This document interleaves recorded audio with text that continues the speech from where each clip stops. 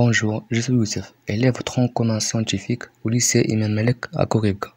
Dans cette vidéo, je vais vous présenter l'une des techniques utilisées lors de l'étude des milieux naturels. C'est la stratification verticale des végétaux. Pour cela, j'ai construit ce modèle qui illustre cette stratification.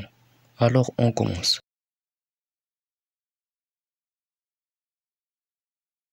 La stratification verticale des végétaux veut dire que les végétaux se répartissent dans le sens de la hauteur, en plusieurs niveaux ou strates.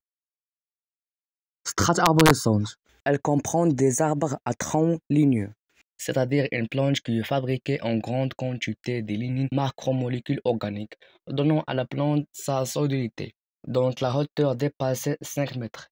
Exemple, pin,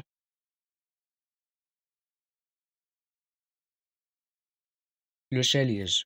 Strate arbuste. Elle comprend les végétaux ligneux sous forme d'arbustes et buissons dont la hauteur est entre 2 et 5 mètres. Exemple, laurier rose et le trouin.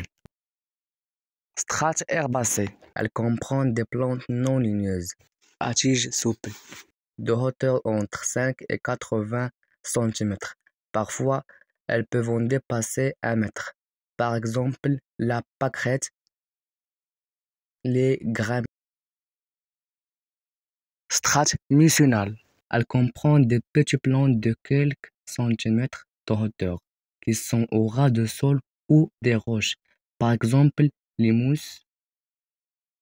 Strate souterrain. Elle comprend des structures végétales souterraines. Par exemple, les racines des bulbes. Pour observer ce strat dans le milieu naturel, je vais vous accompagner pour une visite à la forêt de Hamroukat. Maintenant, je suis à la forêt de Hamroukat à Koribga. Cet arbre représente la strate arborescente, dont un tronc ligneux. Et ça représente la strate arbuste.